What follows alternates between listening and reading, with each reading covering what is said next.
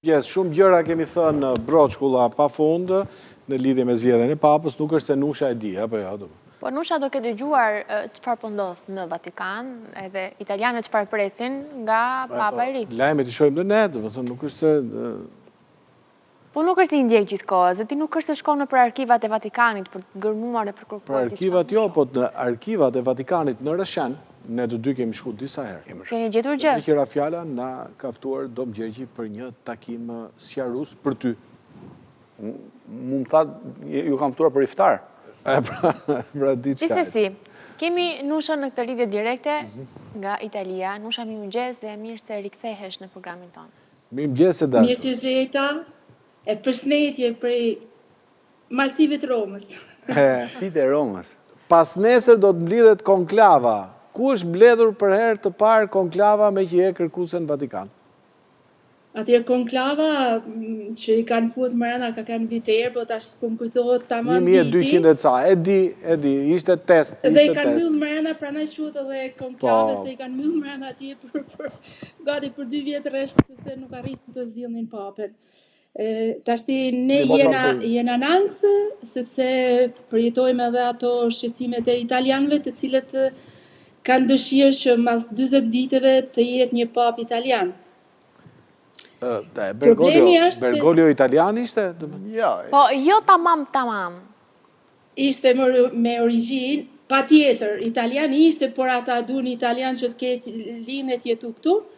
Dhe problemi është se janë 2 frika. Frika e parë, frik me kuptimin e mirë të fjalës, sepse e para është që janë Europa dhe Amerika e Veriut, jo që nuk janë katolik, por nuk janë shumë katolik praktikant, ndërsa Azia, Afrika ka një rritje të pakrahasueshme të katolicizmit, dhe kjo kërkon që të ketë një pap nga ana tyne për nga ana e numrit. Kurse problemi tjetër është sepse kësaj radhe janë 173 kardinal, është një numër shumë i madh, dhe këto shumica këtyne vinë edhe nga këto anë ku ka më shumë katolik, dhe nuk dihet ala akoma edhe pse këtu në Itali ka ditë çdo emision që flitet papa. Shpresojmë që të jetë një pap popullor, siç ka qenë Papa Francesco. Unë kur hyj në Vatikan, njëta ja mungesa e një drejtuesi, jo pse mungon shërbimi, aktiviteti, por ato mure kërkojnë një person që të jetë udhëhesi i Krishtlindjes. Ka qenë më pastër kur ka qenë ai? Ti me zemrën tënde, domethënë ti për kë je? Edhe unë europian du. Europian, po me që je romane, mos e do më shumë italian, domethënë? Patjetër.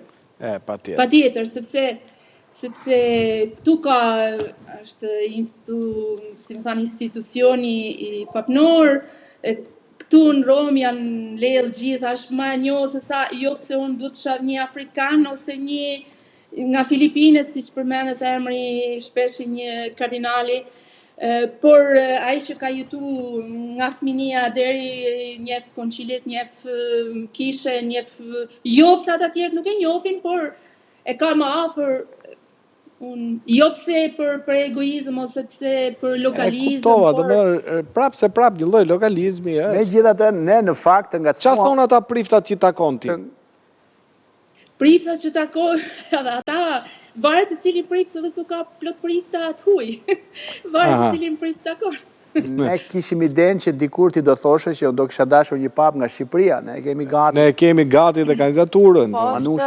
Problemi është se ne me ta dëshirën që papat kena pas plot në Vatikan, edhe pse jo gjithë kanë ndihmuar Shqipërinë, por Ernest Koliçi, kardinali Monsignor Ernest Koliçi ka kalu moshën, se ata nuk i marrim deri një farë moshe, nuk i marrim. Kemi Dom Gjergjin, i cili është fiks në moshë për të bërë kardinal. Ti e Dom Gjergji, 40 vjet papër i Dom Gjergji. Po.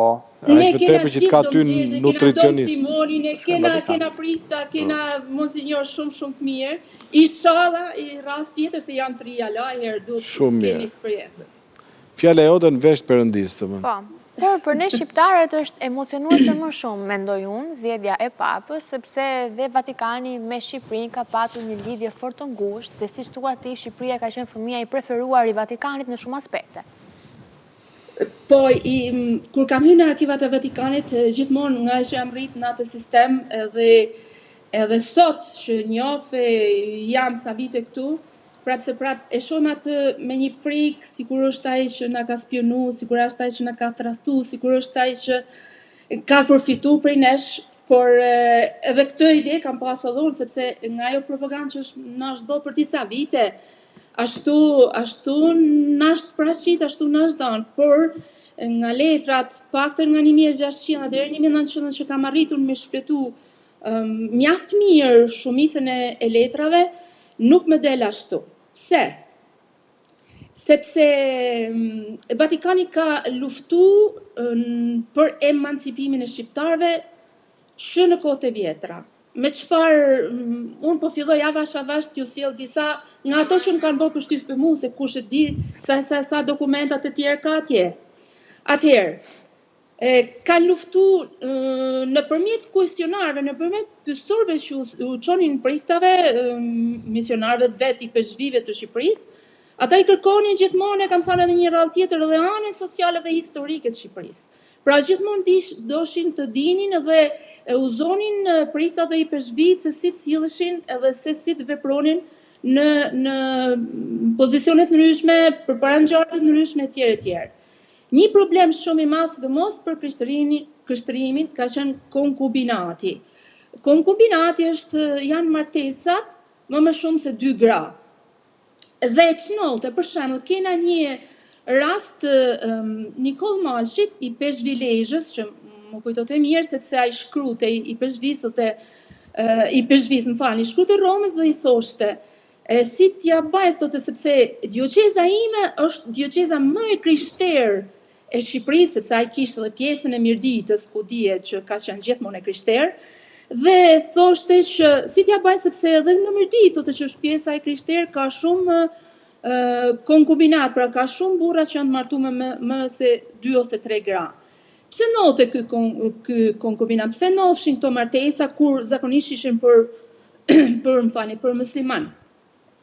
Shqipërisë turkët nuk i interesonte martesat e këtyne, kuptohet, sepse ata kishin ligjet që të merrshin deri në 4 gra dhe ishin të kënaqur kur të krishterët merrshin 2 e 3 gra.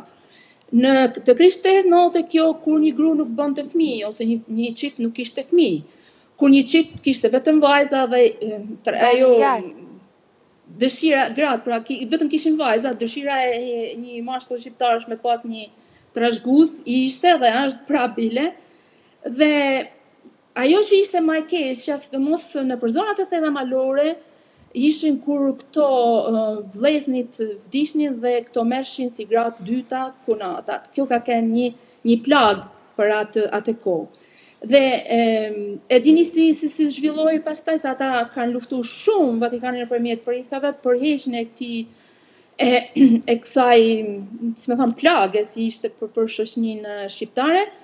Ata e bashin një ceremoni, punoshin shumë me personat dhe bashin një ceremoni, unë për herë të parë lexova në ata dokumenta, ku thoshte gruaja që ishte 2 ose 3, lidheshin në pres një rip, një gitar, dhe burri me anë një ceremonie përpara të familjarëve të shtëpisë së gruas dhe familjarëve të tij, priste me thik ripin edhe I thoshte, qysh nga sot ti je lirë nga mua.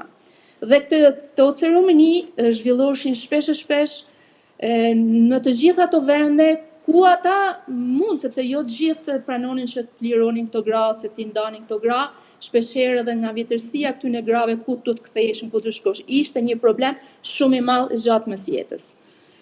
Kena tjetër, luftoshin për martesat nën moshë. Pse? Sepse zakonisht në zonat e veriut, po besoj edhe në tanë Shqipërinë, unë kam studiu më shumë zonat e veriut, ishin martesat qysh ndjep. Dhe që në atë kohë, ata kanë luftu për këto martesa, sepse thoshin, u bashin një dasëm dhe në qofse shifshin që gruaja filanit ishte i thotë shiko atë fëmijë që ke nëse lind vajzë ta marron, nëse lind djalë ta marron. Dhe për këtë përkishin ishte diçka jo e mirë sepse privonte nga dëshira çiftet e reja ose trinjt që të martoheshin me atë që donin. Dhe këtë e kanë luftuar shumë qysh në gjitha relacionet pothuajse duke filluar nga Padre Cherubini 1600-ën Frank Bardhi etj, çojnë relacione drejt Vatikanit, drejt propaganda Fides për këto martesat. Ishin kundër martesave të padëshiruara sepse duke qenë se fejoshin që ndjep kishte raste që këto kur rriteshin, shkoheshin, iknin e merrin atë që donin. Kështu që shpeshherë prishin martesa dhe këto martesa sipas kanunit pastaj do të sillshin në hakmarrje, në gjakmarrje, në vrasje, në probleme tjera. Dhe ishin kundër kanunit për arsye se shpeshherë në të gjithë, sidomos nga priftërinjtë e huaj dhe nga i peshqvitë e huaj, problemi i kanunit ishte një problem kryesor, i cili në të gjitha relacionet që janë dërguar Vatikanit, pothuajse në gjitha thuaj që në Shqipëri është problem kanuni. Nuk përmendet me thënë drejtën kanuni i lekës ose kanuni i këtij ose kanuni i atij, por thotë ka një ligj shumë të egër thotë që është kanuni. Pastaj ata nuk kanë hyrë në detajet e këtij kanuni që ka dhe të mira, ndoshta do të ishte një moment tjetër që do flasim, mas e ceko dhe në fund i fije, sepse për mua kanuni është një kushtetut që mbajti shqiptarët dhe që formoi shtetin shqiptar. Kanuni i lekës mas është kanuni që i dha Steven Gjeçovi kanunin e lekës, por kanuni i lekës duhet të jetë zbatuar në shtetin e Skënderbeut dhe nga Lek Dukazhini dhe i ka met mase edhe kanuni i lekës. Ka dhe një kanun Skënderbeut, nuk është se domthon. Jo, nuk kena vetëm kanunin. Pastaj themi të drejtën, atëherë besoj se nëse na del koha në fund ta shpjegoj sepse është diçka shumë interesante. Shpjegoj që tani se nuk i dihet kohës në fund. Okay. Pra, ke gjithë dokument që tregon ekzistencën e lekës? Atëherë, nuk ka në dokumentet e Vatikanit me parashtim të kur është parashit kërkesa e Steven Gjeçovit për ta butuar, se ka butuar në Rom, është i vetmi herë që në relacione quhet kanuni i Lek Dukazhinit. Është kanuni i Pojës Skënderbeut, të cilin e ka mbledhur Pezhvi Frano Ilia, pastaj kena kanunin e Laborisë, kanunin e Dibrës, kanunin e Kastratit, janë shumë kanune, që theme të drejtën, çdo krahim kishte diçka të veçantë ose dallonte pak kanuni i krishterë me atë kanunin e zonave ku kishte më shumë musliman, por të gjithë kanunet tona flas, kanunet shqiptare kanë një lidhje të përbashkët qysh me kanunin e Hammurabit për arsye të traditës tonë, të mbylljes tonë, të izolimit tonë, të pushtimit tonë. Ne kena trashëguar qysh nga kanuni i Hammurabit, kanuni i vjetër i shkruar, sepse gjitha kanunet tjera janë një trashëgim oral, janë një trashëgim gojor, me përjashtim të kur kanë filluar edhe përpara, sepse ndoshta janë të publikuara në Vatikan, mbledhjen e këtij kanuni, mos gaboj Libari e duket edhe një dy të tjerë. Por i shkruar me mbledhën është që ka dalë i fundit edhe ai që mori më shumë hapse pati mundësinë edhe të publikimeve, ka qenë kanuni i Lek Dukazhinit i Steven Gjeçovit. Kanunet pastaj në Shqipëri ne duhet i bashkojmë sepse është Bibla vjetër që ka një pjesë të kanunit, kena Justinian, Justicia që mori emrin, ai shfrytëzoi jo vetëm kanunet duke qenë se ishte me origjinë shqiptare, por flasën në origjinë ilire, origjinë pellaske, ai mori edhe mbi bazën e kanunit tij, të tokave të tij, por mori edhe nga kanunet tjera sepse nuk kemi vetëm ne kanun, sidomos gjithë zona e mesdheut ka kanunet e vjetra, pëlqen një lidhje me kanunin i barbarinçinëve të Sardenjës, edhe ata kanë një kanun me 23 rregulla shumë më thjesht. A kanë ngjashmëri me rregullat tona?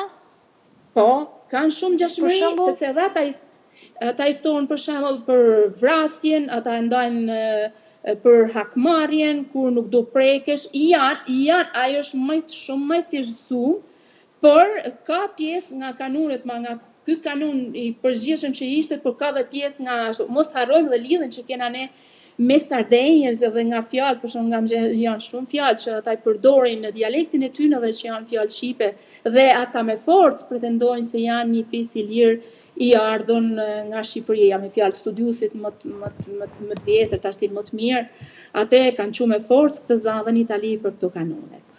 Atëherë, kalojmë te Vatikani sepse kam shef që për kanunin bëjmë diçka tjetër se përpara se sa të kalojmë aty, duke që të japim mundësi të marrësh dhe frymë, të rregullosh frymarrjen. Po, pa problem. Po, një pyetje në lidhje me atë që ti beson për fatin e dokumentave në lidhje me kanunin e Lek Dukagjinit. Ka 3 mundësi, koleg. Mundësia e parë është që dokumenta, dorëshkrime të mos kenë shkuar asnjëherë nga trevat shqiptare shqipfolse në drejt Vatikanit për një arsye.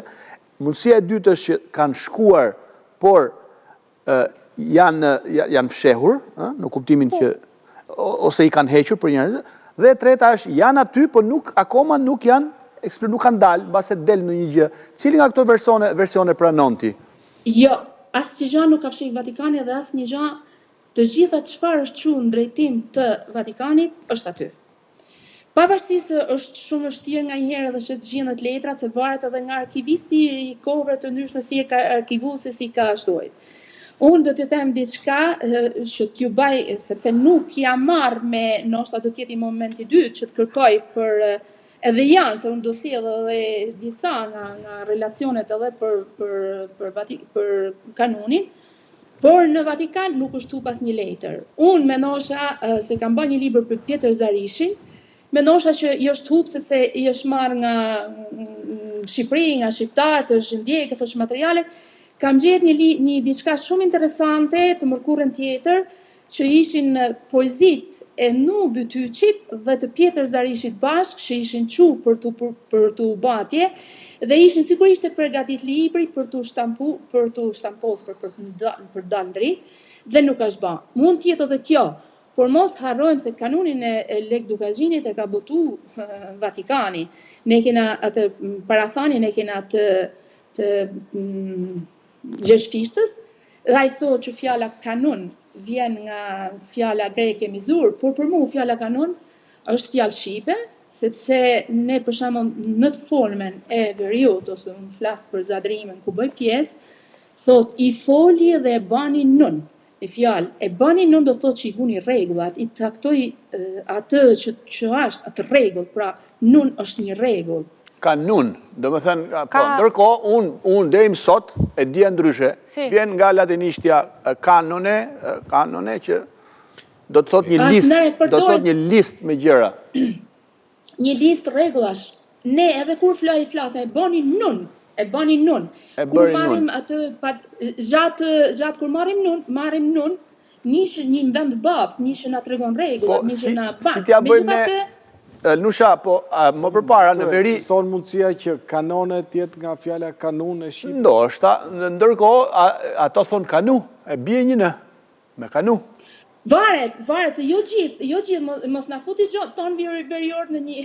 Jo, unë dëgjoj, kur shkon doktori në hast, që thonë ata aty që ne me kanu... Si kjo është pjesë tjetër. Do kthehemi prapë te Vatikani, se si Vatikani nuk i merrte taksa Shqipërisë në atë kohë. Po flasëm edhe të tjetër, një mesazh që i dha, se ajo është në të fundit në të para, sepse gjithmonë është prezentuar në shkolla, kanunit vjetën, Vatikani këtë, nuk është e vërtetë, sepse ndaj Shqipërisë, asnjëherë me shekuj, kanuni nuk ka marrë asë edhe një lek vetëm se çka ka dërgu. Por desha të them, çfarë një meset ka bëu Vatikani ndaj shqiptarëve me anë të gjuhës shqipe? Krijoi alfabetin e gjuhës shqipe, të cilin e përdor nga 1635 deri më sot. Ka publikuar shumë libra shqip, aq sa ishin mundësitë e kohës, mos kujtojmë se Vatikani nuk ishte një fondacion që mblidhej nga popujt e tjerë, për mendim popujt e tjerë që ishin në zgjedhjen turko, në zgjedhjen e tiranive të ndryshme mbar botën, sepse ai nuk ishte se kishte vetëm Shqipërinë, por Shqipërinë e kishte ndër shtëpisë, Shqipërinë e kishte më afër, Shqipërinë e kishte për zemër mendojën. Ishte ngritja kolegjeve ishte e Loretos, i Fermos, i Napolit dhe Palazzo Adriano në fund me fjalë ku po përmend duket se ka studiuar dhe Luish Gurakushi një pjesë e shqiptarëve më të më të vonshëm të rilindjes morën pjesë, kanë student të Palazzo Adrianës atje në Siçili. Pra bani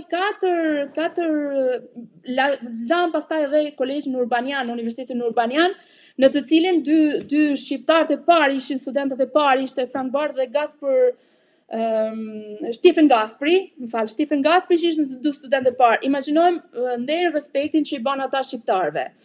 Ishte një mesat për shkollim, sepse ai ka marrë nga Shqipëria e vërtet që ka marrë për IFTA, sepse shpeshherë nuk u lejoshin që të merreshin edhe këto prifta të sillin Vatikan. Familjet e priftave që kanë marrë për me studiu, shpeshherë kanë pas torturë dhe dhunë nga turku, kur e merrshin vesh një student shqiptar kishte ardhur në kolegjet italiane. Por mos harrojmë se sot, unë kam nga zona ime, që propaganda fide, nga viti 1991-92 kur janë hapne, janë me qindra me mira student shqiptarë që kanë ardhur me bursat e Vatikanit, jo për të bërë prifta, jo për të bërë morgesha, por kanë ardhur për të studiuar në universitetet më të mira të Italisë me pagesat dhe mendimat e Vatikanit. Qartë. Mi fjallë që një nimi jashtëzakonisht e madhe. Unë kisha pas mundësi me arë vajzë dhe një shoferit me studiu në universitetet atyne, me marru doktoraturët e faleminderit edhe atyne. Edhe kjo nuk mbajnë se unë do flasë mirë për ta. Por jam një nga ata që mund ka dha një limes, por me unë si dhe mos, por jo vetëm musliman, sa i ka qu edhe studenta, jo vetëm katolik, ka qu edhe studenta musliman me studiu në Itali. Sidomos i herë nga 1991 deri në 2015, ato universitetet e Italisë kanë qenë plot me studenta të mbajtura nga propaganda fide, të paguar me fjetje, me angë, me studime, me tjere, me veshje, e cila është mbyllur dhe ndoshta ky papa i ri thotë edhe një herë ta rihapim dhe një herë si institucion, apo jo? Ke të hapim. Propagandën fide? Propaganda është e hapur gjithmonë. Është e hapur, po nuk është më si kur 2015 më duket kur po pak a shumë, po tash edhe niveli i jon tash është rrit, kanë fëmijë këtu, shumica i kanë ta fëmijët jashtë.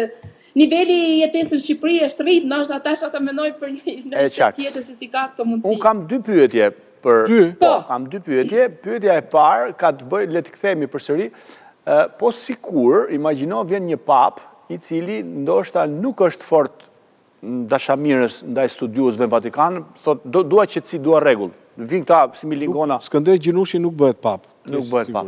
Dhe ai kur të bëhet pap, se nuk e blen dot, apo e bleu bëhet. Bën një farë kështu frenimi të shfrytëzimit të muzeu përcaktuar të Vatikanit. Na lini qetë. Me çfarë do merresh ti nëse papa i ri thot kjo herë nuk do të noll asnjëherë, sepse ata janë institucionet të Vatikanit, por janë të pavarur nga papa. Janë të pavarur. Ata janë të pavarur nga papa, por janë edhe të pavarur nga papa. Sepse kanë atë të drejtë. Papa që janë të pavarur, se mos tot kushta. Jo pavarur, ata janë me sheko, jo sot. Ai papa nuk mund ndryshojë këtë rregull. E qartë. Ndërkohë, përveç arkivave ku ruhen dokumenta qindra pse jo mijëra veçare, në Vatikan me siguri aty arkivohen edhe dokumenta të reja. Pra, a ka për shembull arkivim të atyre që ndodhin sot në Shqipëri që t'i lexojmë brezat pas 600 vjetëve, për shembull këto memet e Zeqines, këto fjalimet Tërmet Peçit, këto arkivohen në kuptova pyetjen. Atëherë, çdo dokument që niset deri te Vatikanit arkivohet dhe protokollohet. Problemi është një. Fjalimet e Bura Muzhaqit nuk dërgohen më. Jo, dërgohen zë ditë ata, Po, e kondiço thyrë një gjë nga kraut. Po ta s'po kujtohet, nëse ne dërgojmë drejt arkivat të Vatikanit sekret, ose si quhet ndrysh arkivat apostolik, sepse këto pyetje kam pa punojësve, dokumenti publikohet mas 80 vitesh, sepse ata thonë se personi është gjallë. Nëse dërgojmë për tek libreria e Vatikanit, fjalë te biblioteka apostolike, nëse janë libra, ata publikohen me njëherë edhe por mas një komisioni që është i ngritur, nëse ky libër është diçka e vlefshme për Vatikanin, sepse për Vatikanin për shkencën dhe jo vetëm për Vatikanin, s'ka rëndësi për Vatikanin, por që ja vlen që ky libër të ruhet në bibliotekat e Vatikanit do kalohet mas një komisioni. Dhe nëse ky libër nuk pranohet, atëherë ai nuk kthehet tek personi, po ju kalohet bibliotekave të ndryshme të Italisë. Me sa duket librat e Tom Cookës janë duke unë nështruar këtë. Pyetje Nusha, ti je për Parolin apo për Pizza Bala? Tashti. Parolin më jep ma sigurinë se Pizza Bala nuk është se e njohim më sa duhet, sepse unë nuk më thënë drejtën kam bërë një vizitë në herë atje në Jeruzalem, edhe nuk e njoh. Parolin e di sepse e kam dëgjuar nëpër intervista, e di se ç'a mendon. Ndoshta më shumë për Parolin sepse më jep atë sigurinë, por nga që nuk njoh atë tjetrën sa njoh Parolin. Mirë. Edhe ne këtu në studio kemi deklaruar, e kemi mbështetjen tonë për Parolin, madje kur të bëhet pap, do t'i çojmë shishe verë, se thonë që e heqi çik. Nga Kallmeti. I ka marr, ja ka pru Don Doda, Arjan Doda, i ka ato fotografi t'i japin sa herë verat shqiptare. Verat shqiptare, se... Ate, po i qojmë uzo shqiptare. Po mirë. Si ka vajt meni Arjan Dodës kur ta bëj këtë bëmë. Nusha, do shërim të kishim kohë shumë më tepër, se me ty koha që ne kemi nuk është shumë mjaftueshëm. Sepse gjërat që ti thua janë ekskluzive. Askush nuk dënjon që të shkojnë në Vatikan të harxojë kaq shumë kohë dhe të na sjellë gjëra kaq me vlerë sa ty. Është pasion. Falenderojmë që ndan me ne. Kemi mundësi për të litur prap? Po. A mund të shtoj vetëm di Joana se të shkurtër fare. Sa të dojnë në shkurt të Bukavalës. Nuk ka marrë taksa asnjëherë, thash, edhe nuk tradhtoj asnjëherë, se gjithmonë është prashi si tradhtar, që shitin, jo. Në vitin, në Patriarkana e Armenisë, po studioj Abat Doçin, dhe mbani diçka përshtypje shumë. Patriarkana e Armenisë, Patriarku Stefan Azarjan, nërhyni për lirimin e Abat Doçit, cili ishte 12 vjet në burgim. Dhe sultani i kërkon Vatikanit, thot, unë ta la, thot, Abat Doçin, me një kusht, thot, që ti të më sjellësh, thot, Rafael Ambrosion. Kush ishte Rafael Ambrosio? Dalim pikpyetja këtë. Rafael. Do ta kemi në Big Brother vitin tjetër. Lëre Rafael Ambrosian, domethënë. Ka lidhje me Interin, është. Intrigat që janë bë për me ashtu, a ke parasysh? Mirë, në radhë tjetër flasim se Rafael Ambrosio është me Monzën, po është dëmtu. Jo, do ta lëm kanunin dhe këtë për një radhë tjetër. Unë dëgjova Rafaela. Si kur t'keni kohën që unë jam dispozicionin për miqtë mirë, respekt. Të falenderojmë shumë Nusha dhe përgatishmërinë tënde. Miru ta kopshim. Punë të marrë suksese. Edhe ty. Mirë. Prandaj dolin seri B Monza, se ishte dëmtu Ambrosio. Koleg, bu gati të gatuash Po, Bukvale. Do të them një gjë. Jo, nuk kemi kohë. Do të them një gjë për këtë Bukvalen. E kemi të regjistruar, që ta heqim kështu, po se do të dalë me xhaket tjetër. E kuptoj. Ta themi, do ta sekret, do ta. Florenca nuk është me paratë taksa paguzve. Guzve shqiptar për Bukval. Ndërkohë. Nuk e kemi Florencë një javë. Sot është 5 maj, harruam themi diçka. Sot koleg shënohet dita e fundit e aplikacionit ndoshta më të famshëm për kohën kur dolin 2003-shin. Skype. Sot ka ditë e fundit edhe e mbyllim.